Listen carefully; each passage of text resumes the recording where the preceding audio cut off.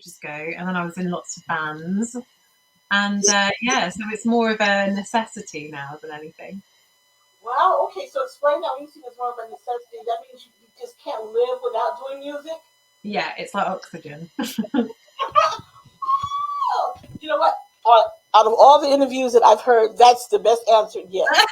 It's like oxygen. I'm feeling that and I'm using it. Oh yeah, do. So I was going to ask, so are you from a musical family, or it's just you that just got into the whole singing vibe? I think my family is musical, but I think they pretend not to be, because I know that my mum played piano when she was a kid, and I know that my dad sings, but I don't think they ever kind of committed to it like I do. So what do they think about their daughter exploring this and like she's going to be this really talented musician? What was their thinking about that for you? I think it was something they didn't understand at all. So, because why would they unless they did it themselves? So I think it was probably quite confusing for them. And because of that, I probably, I don't know, there's probably some people who get to music really directly. I think I went a bit like that because I didn't have, I wasn't related to musicians to tell me what to do, basically. So what's your journey been like in music? Because everybody has their own story. So what has your journey been like for you? I suppose, I think when I was starting to perform music that I'd written myself, I found the industry was really male dominated. Um, I moved from south of England to London to try and develop it a bit further, but I think that was in the era that we call indie sleaze in the 2000s in London, and I just think it was a bit of a glass ceiling. Um, yeah, and so I probably would say that I kept getting like everyday jobs to fill the time and pay the rent, and then trying to pursue music as well, trying to do both. And then, I mean, that's kind of the same thing I've been doing all that time. Then in the last year, I had a bit of a breakthrough songwriting. And I don't know, everything just feels really possible. I'm still doing a day job because you got to really, but it's quite a rewarding one. It's teaching, and there's a rewarding element to that. And yeah, it's tiring as well. And yeah, and then trying to do music and finding it much more like it's much more alive. And there's no part of my brain saying you're wasting your time anymore. It's just kind of coming out. Oh, I love that. See, it's like you're so in tune with what you're supposed to be doing, and it's been over like what 15 years that you've tried to come to. Let's say 15, yeah. Okay, okay. I'm gonna say 15 because that's just what I believe. Yes. Okay, okay, we'll give her 20. But it takes us all a while, I think, to just kind of hit that stride and know this is what I meant to do. And you said a minute ago you had a breakthrough. What was that breakthrough moment for you? I think it was finding that I was working too much in my day job. I had nothing left inside, and I had to take some time off. And yeah, I just sort of thought, well, rather than trying to do everything perfectly, I should do what other people seem to do, which is do a lot of things fairly well, and then put all of my kind of joy and my love into one thing I really care about. And really, rather than questioning myself, like that imposter syndrome that everyone has, just do it anyway and just make it and try and see what happens out of like curiosity.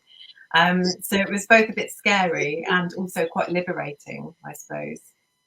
Do you find it as you get older, as we get older, that we tend to care less about what people think and about what we feel like we want to do? Oh yeah, I'm certain that was part of it. I just kind of thought, why am I trying so hard in my day job? Why am I trying so hard when I don't? I'd much rather be doing something else anyway. Why am I working 50 hours a week? Yeah, so yeah, absolutely. And I thought, well, no one's going to die if I try and take my foot off the pedal of that a little bit and focus on that instead. And it seems to be okay so far. So your latest, I guess your latest creation, I want to call it. Is this like your very first official album, so to speak, or were there others before this one? I think I'd either say it's like the third or the fifth because I had a few other projects. One was released, it was re-released actually. It's quite a folky project. It's probably about 10 years old now, and that's called The Gunner's Daughter. And that is on platforms, but it's a very different sound. I think my kind of, I suppose, more funky, more soulful sound started to gradually build from around 2019. I had a short EP out, which has a song called Summer Rain on it, and one called Hot Blooded Woman that I'm really proud of as well. And then from there, I think a few years later, we released another EP. So this is a slightly bigger project, and I've called this one Honest Soul, because I just think the whole point of it is no more nonsense. Not the word I wanted to say, but it's the word I'll go for. One of my favorite words ever is nonsense. That's one of my It's a good word. None of that, just honesty, just like, just get it down and be honest and make it relatable, because we're all going through similar problems, I think, in terms of love and stress and money and all kinds of things like that. So that is probably the one I'm most excited about, but then I think that every time I make a project of some sort. That's a true musician statement right there. It's like every time I think this was the best, and then you create something else, and it's the best. So that's a true artist statement right there. So when we listen to your music, what genre would you say you fit into the best? Ooh, probably at the moment I'm trying to go for funk and soul. But I've been writing quite a bit of jazz as well, and there's a singer in New York actually who's just agreed to perform some of my songs, which is very exciting. I really want to build up that songwriter business as well. So I suppose it's kind of gone from like a singer-songwriter folk to more of a jazzy soul type feeling. And I'm already planning next year's album, and I want it to be quite funky. But that's a kind of long-term goal. And I always get told off by my producer for getting carried away. When you say funky, because when you say funky, what do you describe that to people? Because they're like, what does that mean? Now, see, if I think about funky, I'm like going back to the 1970s. Oh yeah, for me, everything in my life comes back to Prince. Oh, okay. Everything. It's all Prince. In fact, even one of the songs for next year's album is about Prince, and it's about like how you see a person on the wall and they're singing to you, and you get this weird connection with them as if they're really there. And then you think, well, why don't they know that I exist? But yeah, it's just any kind of like I can't explain it in words. I can only explain it by singing it. It's kind of like like a kind of slightly quicker than a slow jam. It's got a sort of a bit of movement, just a bit. I don't know, maybe a little bit saucy as well. Yeah. What is it about Prince that you just love? Apparently, what is it about him? Where to start? I mean, he's just some sort of perfect. When I look at his name, you even blush. Just to let you know. Totally unsurprised by that. Yeah, I just think he's a beautiful alien, really. Just astonishing musician, played every instrument so well. I feel like I actually am blushing, I can tell. Very sexy. Let's just get that out of the way. And just kind of, I don't know. I mean, what was he? He wasn't human. He was something else. He was amazing to watch him perform. I always ask this question, and I don't know if you guys watch it, but every year we have the Super Bowl, our football Super Bowl, and Prince performed a couple of times on there.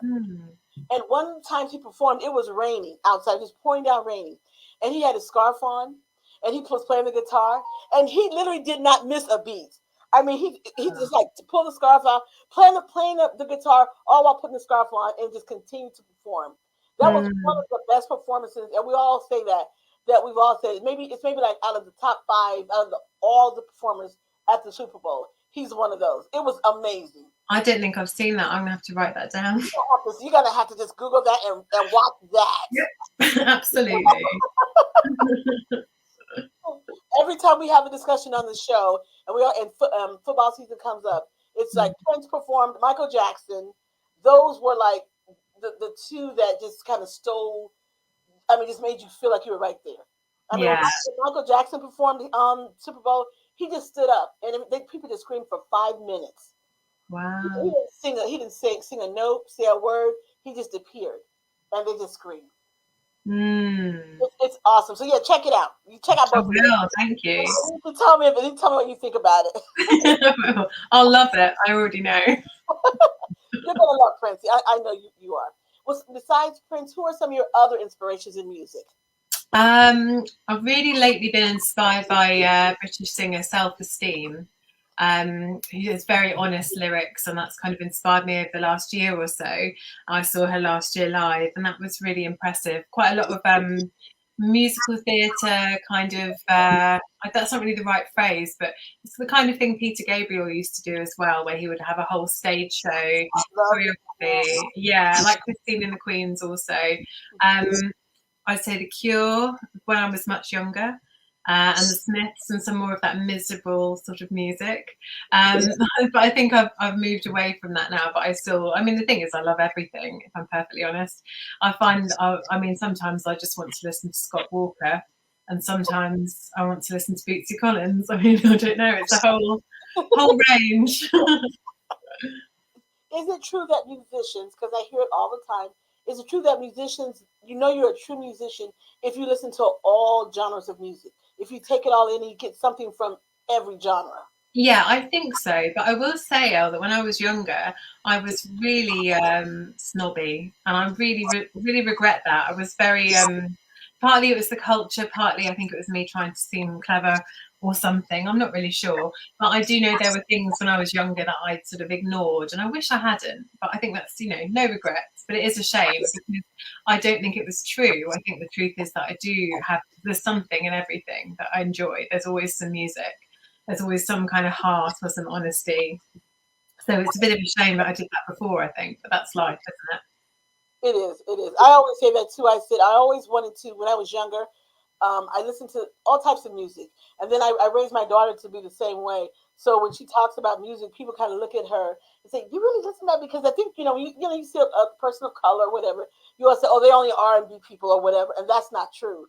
I it? listen to some of everything, everything, and I'll grade you. I was like, I'll grade you and say, "Oh, that was good. That was good." Like the latest thing from Beyonce, and she Mm. did the whole country cowboy thing. And for me personally, I don't like it. Hmm. What's your take on it? Did you listen to any of it? I listened to it. I was thinking, and most of it was covers, which I think is a bit of a shame because I want to hear her own stuff. But I also think it was quite a bold move because it did have that negative reaction and pushback, and that's quite revealing, isn't it? I mean, there's a lot of this idea in culture. Everyone's very open-minded now, but it's not the case at all. And if someone can give her such a hard time, similarly, a black British actress is playing Juliet in Romeo and Juliet in London at the moment, and she has had so much abuse for getting the role of a young girl. I mean, that is the role. There's nothing more specific, and I think it's just interesting sometimes to put ourselves that when people do these things, it kind of exposes that there is a problem still. I wonder if that was part of her thinking. But I will say that the version of Blackbird, the Beatles song, is lovely. It's really, really interesting, just from a vocalist perspective as well. It's quite haunting, I think. But then, would I listen instead of the other one? I agree with you. Actually, she did a lot of cover songs. She did a lot of other songs, and so I can't really give her the credit because it was other music. They were doing Yeah, that. exactly. And I always like the original. I don't like it when people take other stuff. I like to be original. So I didn't like it for me because I'm not a really huge Beyonce fan anyway, Yeah. and so I just didn't like it because I thought yes she probably was trying to. I think she was trying to kind of get even with, I guess, a group that she performed with back in 16 or something, and she felt uncomfortable on stage with them. And Right. I guess this was her motivation to say, "Look at me now, I'm doing your country music." And I don't think that's why you do anything is to prove anything. Yeah, that's sad, isn't it? Motivation. Yeah, yeah. I don't Mm, think that's the motivation for it. that's a really interesting insight. It does make me feel quite sad, really. I mean, whenever you have an artist like I think Katy Perry and Taylor Swift, quite bad for it, I believe, where they were kind of ridiculing each other in their lyrics. I think, oh my goodness, if I was in your position with your resources and your money and your fans, would I really waste time on that? Or would I just be writing music about more bigger, important things? I hope I would be.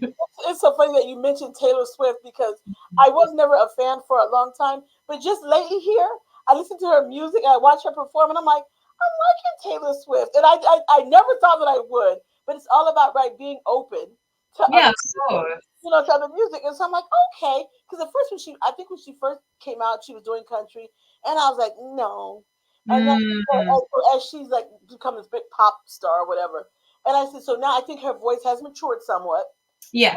and so I think she is a better singer and a performer now.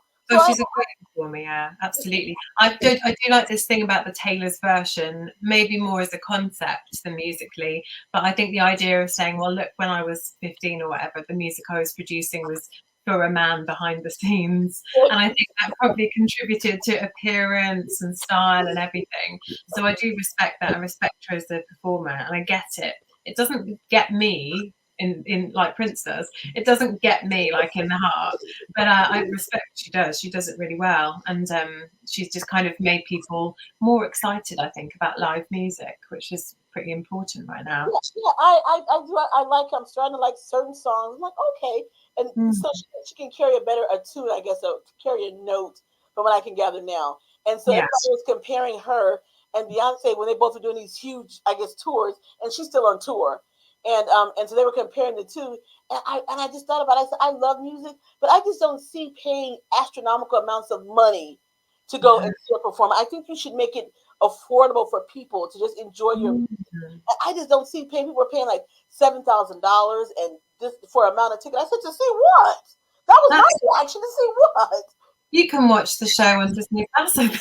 I mean, that's basically free. You're right. Why spend all that money? I would never spend that kind of money on seeing Yeah. Beyonce. No, I would never. And so everybody's saying they're spending less money on Taylor Swift because her tickets were more affordable. And I said that makes sense because more people are going to Mm, see you versus the one that's paying 5,000 or not paying their rent or their yeah, mortgage, to go and see Beyonce. It's absolutely. I think it's important to buy the tickets at the right stage of their career as well. I saw my friend's band the other night, and they're very, very close. They're already incredibly successful. There were people in the audience singing along, and I thought, oh my goodness, I want that. But they were like £20. Next time it will be 50 quid, and so on. So I tend to just book it if it's about £25. What is that in dollars? I have no idea. don't Never ask me. I mind, never can't tell you what it is. just leave the numbers out of it. But then I'm booking tickets for as many things as I can as well. Like I just booked tickets for a band called, I have to spell it, Los, Pitchos.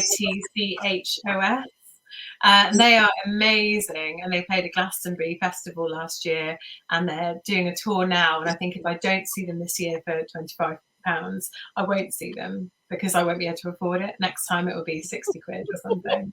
So it was my last chance. When you talk about here, you talking about touring. What do you see for yourself? What's your vision for you musically? My vision is drop everything and world tour. But that's more of a dream than a vision, actually, isn't it? Hang on, I'll need to bring it back. Okay, my vision is I'd love to do about 8 gigs over the summer and meet some new people, sell some merchandise, sell some CDs, and maybe some vinyl, and make some new friends, and try and. I mean, really, I think my priorities are very different to what they would have been 10 years ago. And that really is about building a community around you of people who really love and enjoy it, not just trying to get everyone involved in a vague way, like trying to really go, well, I really treasure these people. In fact, I just signed up to Patreon, and I've got a few people involved on there, and that's been really special because they're actually interested. So in contrast, if I post something on social media, it's just like a drop in the ocean. Really, it's like, listen to my music, but then there's 1,000 other people in the same moment, so it's quite nice being able to speak to them directly. And I'd love to kind of build that up and then have every year this kind of funky, soulful 70s rock album, and just make some people feel, make some people cry and that kind of thing. I think when you said that funky music, that 70s vibe. I think more people are getting into that vibe again because I Mm. had another artist on. He's been in the industry for a long time as well, and he said that they want just organic singing. They want organic lyrics, and Yeah. that's what I think that's coming back. Absolutely. I think that's partly why country music, which is not my favourite genre, I think that's partly why it's kind of having a resurgence. Because the lyrics tend to be very much like, oh, I lost her, I lost him, I lost them, whatever. And there's a kind of naturalness to it. And I do try and do something similar. I mean, I'm not consciously trying to make a bankable song. I'm trying to make an honest song with bankable elements. But, you know, I'm not going to put in a verse about using a computer or something. Because it's a very... Thank you. I love that. Yes. Unless you're Janelle Monáe, because she had a whole album about computers, and that's fine, because that's like an idea, isn't it? But I want to kind of, I don't know, I want it to live. It's like I'm not having children. My plan is not to have children, but I like to produce this instead. If that's not too pretentious, it's quite pretentious. But I want to be able to like leave it behind, you know. And I want other people to sing them, even if it's just one person.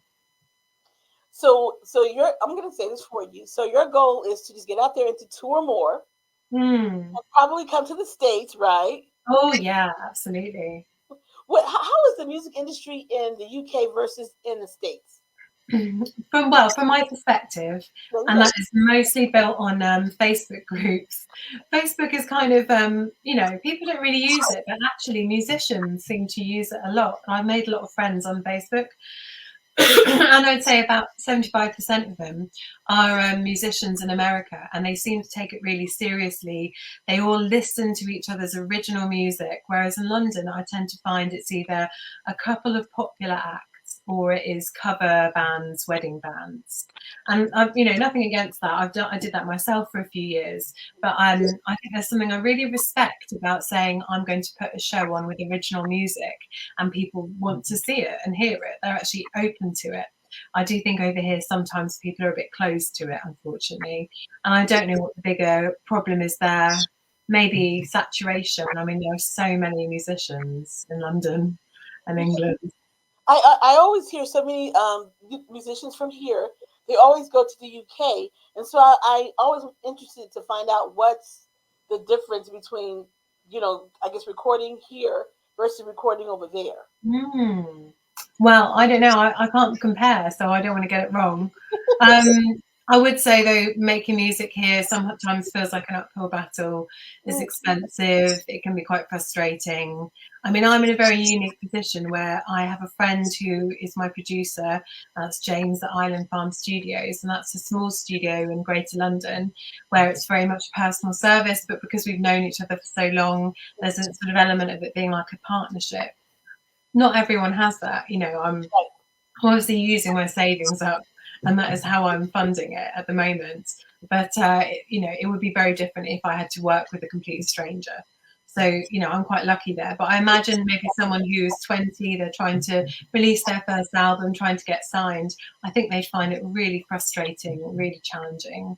And they might well give up. And that kind of takes the joy away from actually producing the music itself.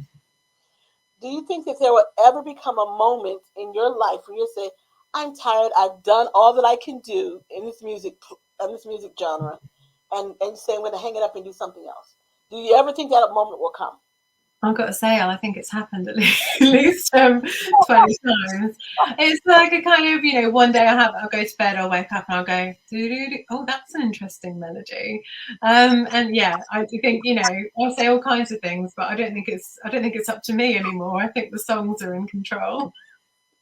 I doubt it. Even if I lost my voice, I'd want to really build writing for other people, because I've been really enjoying starting to do that in the last year. Been really special.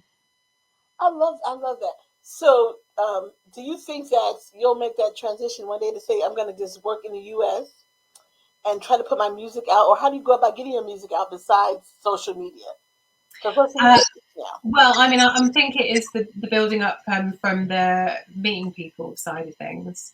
And I think I have to accept it's slow progress. And that's what I've been trying to learn in the last year, that it is going to be slow progress, but the slower it is, usually that means it's more meaningful. So I'm trying not to, you know, I'm not really giving myself a 5-year plan. I would love to do more gigs and meet more people and record every year and release every year. And I'd love to perform in the States. And I would like to visit Nashville and that kind of thing. Which I think is a bit of a pilgrimage for most musicians. I was going to say, what's the fascination with Nashville? Because so many other artists say the same thing. So, Yeah. well, I know that they have said that Nashville has changed and it's more open. I guess it's more open than in LA or say New York or someone like that. It's just easier to work your music there. I literally had a guest on that said she moved from the UK, then from New York. I'm sorry, from not from New York, from LA to Nashville. So, what have you heard that you want to go to Nashville? I think it is like a cliche, but for me, it's based on a friend of mine who went to Nashville. Excuse me, I think about 4 times when she was a teenager. She'd come back every year and she'd say, "Oh yeah, we just went to gig, and they're all original songs. You go to one gig, you go to the next one." And I just think that sounds amazing. And I think the food is probably really good as well. I mean, music and food are basically my 2 main motivations. So that's as far as I've thought about it. I'd love to go to Memphis as well because Dusty Springfield's album is so good, and so many beautiful things are recorded there. And yeah, it's definitely something I want to visit in the future. So maybe that should be your first stop Mm. in Nashville. Yeah, I think so. I'm gonna. You know what? I travel through there all the time just because my mother lives south of there, so further past there. So I pass through Tennessee all the time, and it's pretty cool. It's a nice place. It's nice. I always tell people I'm not a Southern person, so I wouldn't want to live there, but it's pretty awesome though. And so many young people are moving there. So kudos, heads up for that. Where would you go instead then? Well, I'm originally from the Midwest, which is where I am now. So, near Chicago. Mm-hmm. And then for 20 years, I lived on the West Coast. So I lived in LA. And so my plan is to do that again. Because that to me felt like home. On the West Coast, the weather is changing, but still, I like the vibe. It's kind of laid back. Yeah. So it's not like you're, like a metropolitan. Even LA is busy, but like Chicago is like hella busy all the time. And so I just want to like have woosah, like, woo, okay, take a. Yeah. I think I'm at that stage as well. I've had enough of London. Too Yes, many people. as well. You're right. They're super busy in London. Yeah, people are so angry as well.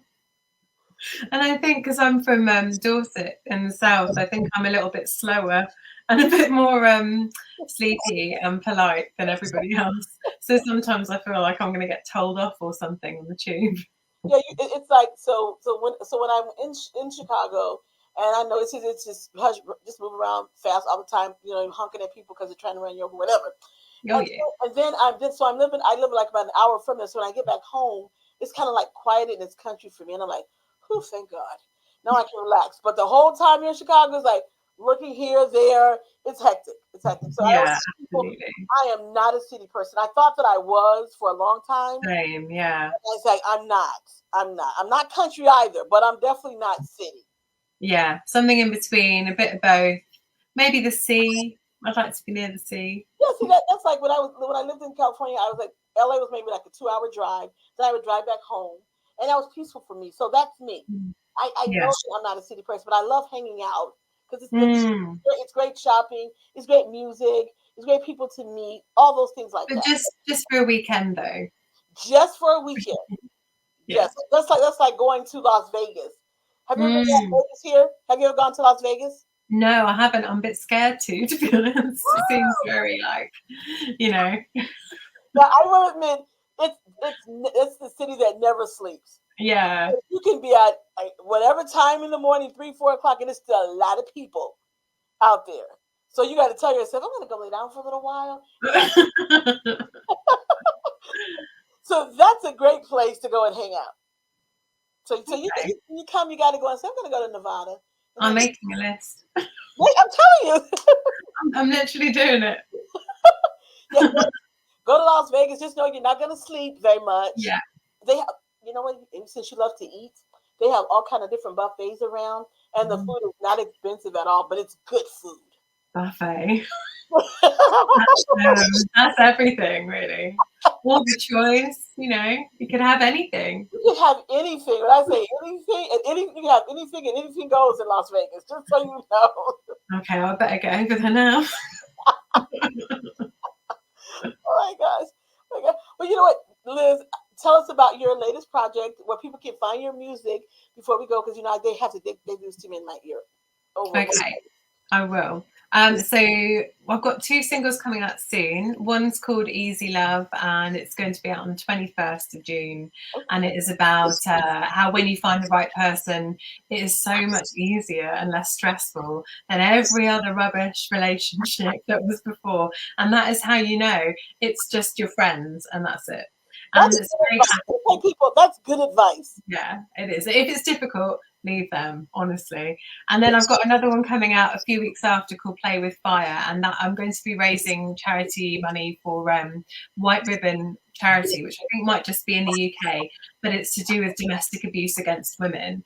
And the song is a sort of parody of all those songs that we have male singers saying, I saw this lady, she was so sexy, and I'm going to follow her and go on a date. And it's kind of turning it over and saying, don't play with fire, man, because you never know. Don't underestimate us. I like both of those. I really like the one that's like it's the easy. Oh yeah. I'll send it to you when it's ready. It'll be quite soon. Yes, I'm gonna look forward to it, because that sounds like one that I think we need to play often on the air, and then women can understand, right? If it's easy, but then as women we always say, if it's easy, something's wrong. So easy, so like effortless, I guess, or boring. Yeah. We don't want boring. I'm gonna say no woman wants boring. Okay, guys, just so you know. Oh yeah, I guess you're right. I guess it's like if it's difficult, then that's danger. That should be alarm bells. And see that's why I think we get it wrong as women, is that if it's difficult, we feel like we should hang around. Like it's a project. Yeah. Mm-hmm. Yeah, I've done that. Listen, I've done that as well too. I tell everybody now, I no longer want a project. Okay, no, I need to work on myself. Okay, men, so you men is listening. Women, we don't want a project. So when you approach us, come already together. Because we're ready. Yeah, so, there you go. Yeah, exactly. Liz says she's ready, and yeah, we're ready. We're ready. I've been a widow for like 6 years, going on 7 years now. So yeah, we're time. Yeah, it's time. It's fast time, Liz. Just listen to some Prince, you'll be fine. Oh my God, I'm gonna do that, because I love music. I love old school. I'm an old school kind of. I love it. Liz, thank you so much for being on time and being a joy, and you made me laugh this afternoon. I appreciate it. Thank you so much. Me too. Thank you so much. Such a pleasure to talk to you. Thank you. Right. And you come back anytime. Just you know how to shoot me an email, and we're all good. I will definitely. Thank you so much, you guys. Thank you. Take care of yourself. Liz, I'm gonna stop. Liz Arcane. That's your last name, right? It is, yes, for musical reasons, anyway. My performer name. And I won't I won't go any further with that. Just leave that. Thank you, Liz. Thank you. Bye. Now you can go rest. It's 7:30 in the evening there. Go rest now. I will. Take care. Okay, you too. Bye-bye. You guys, there you go. Our conversation with Liz Arcane.